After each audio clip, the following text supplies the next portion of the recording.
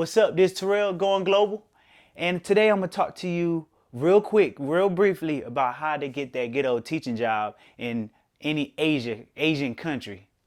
Now, if you follow these steps, I'm 100% sure that you're gonna land that teaching job in Asia. Matter of fact, I will bet you. Nah, I ain't gonna bet you, but these are some good steps on how to get a teaching job in Asia. First, you gotta ask yourself why. Why do I want to teach in Asia? Really think about that. Most people, want to get a vacation, want to go overseas and explore, see what it's like. A lot of people, they really have a passion for teaching and educating people in other countries. Other people just want to do it for the service and, at the same time, they love traveling. So really think about why you want to do this. I heard that Asia is really cutting down on the types of people they're sending over there. They don't want just any average person going over there to just say they want to do like a year trip just to travel and stuff. They're cutting down on that. So you really have to have some type of passion. So really think about why do you want to teach in Asia? What's the main reason of you wanting to go before you even do any application, before you put anything online, before you even say, this is something I want to do. You got to really think about that. So you got to think to yourself, what are most of these countries looking for? When you go online and apply, these companies are looking for key things. Now, if you don't have these key things, I'm not going to say that it's impossible for you to get the job, but you might want to go and get your credentials up before you apply. One of the things is you have to have a bachelor's degree in something. It doesn't have to be education, but it has to be in something. Also, it's an even better look if you have a master's degree. If you have a bachelor's degree and master's in education, that's perfect. You'll probably be the best candidate. But a lot of people don't go into college saying, I want to teach across the seas. They kind of realize that they want to teach overseas after they graduate. So a bachelor's is real good and a master's is real good. Now, if you don't have a bachelor's and master's in education, all you got to do, is to explain to them, and you got to sell yourself. Explain to them why your credentials or your degree is suitable to teach over here in this country. Next, you have to think about, do you have a TOEFL degree? Teaching English as a foreign language.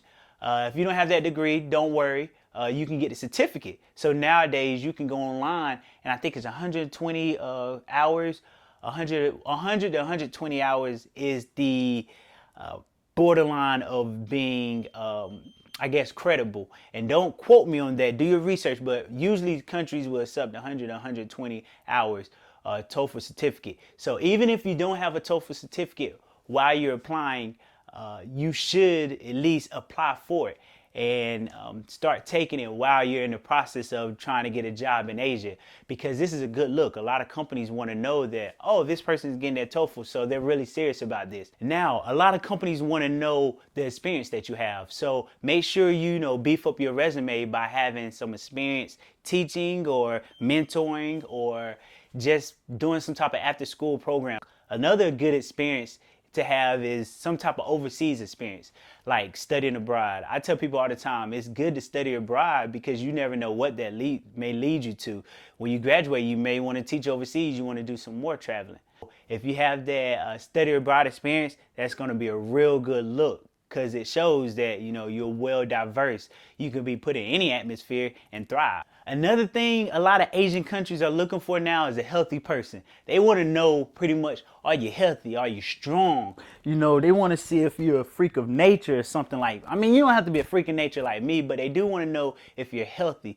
If you're either have some type of, not like work out healthy all the time, but what kind of healthy behavior do you have? Do you eat right? A lot of kids over there, especially in Asian countries, they do a lot of exercising. And even in their teaching philosophy, they're hands-on, they do a lot of movement. And they want to know if, you're able to keep up with their kids. The main thing they want to look at to see if you're reliable. So are you reliable? Are you going to go over there and be like, most people just, get lost in the vacation? And I'm not even going to say most people, let me take that back, but just get lost in the vacation and not come to school? Are you reliable? That's even if you have a job here in America. Are you going to be that person that's going to come to work on time? Are you really going to take your job seriously? Now, this is where the easy part comes in to me. This is where you land a job. This is where you put your stuff out there to companies and they pretty much, you just reel them in. So it's websites out there, and you have to do your research. But I know that there's plenty of websites out there that you can go to put your resume out there, and they'll call you back. Indeed. Yes, the simple Indeed where you go and look for any job. You can go and search for Asian jobs overseas. Also, you can go to a website that I know and a lot of people told me about is Dave ESL Cafe. If it's not, it's one of, if not the best job sites that you can go to get any type of Asian job in Japan, Korea, China, Thailand, anywhere over there. So it's Dave's ESL Cafe. If you don't know how to spell that, you might don't need to be teaching. But let me take that back because I'm a bad speller too. But anyways, it's Dave's ESL Cafe. Now what you do, you just put your resume, you can build a profile, but all you really have to do is just put your resume out there. And yo, they'll start rolling in crazy. Really make sure you don't, if you put your phone number up there, they will contact you. So if you don't mind being in contact with your phone number by 30, 40 companies, then that's cool too. But within 2 to 3 days, literally, Dave's and Indeed and even other search engines, they'll contact you. Now, it's up to you to do your research. You have to go on these websites and look at the companies and see if they're legit. Because there are a lot of companies that's been scammed, that are scammers. I don't personally know any of them that are, but I mean, at the end of the day, you got to do your own research, put them in your search engine, look them up, see, you know, what the company's about, seeing how long they've been established. You're going to start getting a lot of companies coming in there trying to contact you, send you information. And this is pretty much, the game is twisted in your favor. You just look and see what kind of benefits you like, the pay you like. Like I said, the certificates will definitely up your pay. The having a master's would definitely be a better look, but you have to have a bachelor's to even qualify for most of these teaching jobs over there.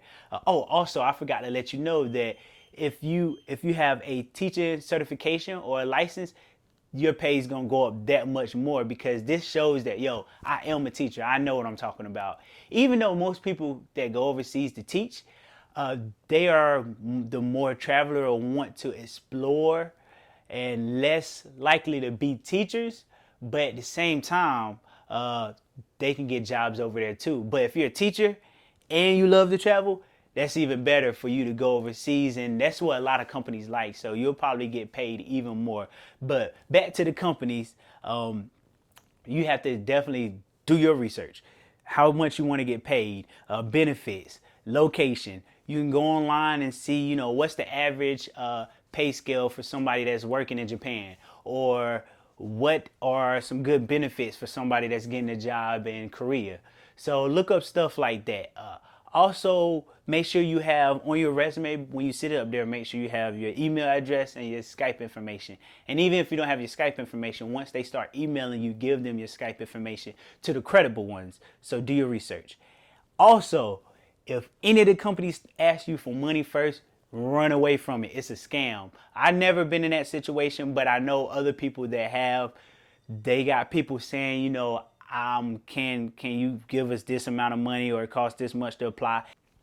If it's not a study abroad program, then you don't need to be paying for it. Study abroad programs, that's legitimate. It's for the school. You have to pay for most of those programs. But if you're trying to work overseas, you should not be paying for a job overseas. They should be paying you. So with that, I mean, that's how you pretty much can land a job overseas in Asia. If you have questions, feel free to let me know, because I know more in-depth information about this. I told you I wanted to be real brief and quick. So if you have questions, comment, tweet me, whatever. But that's it. That's all I got. Thank you and good luck.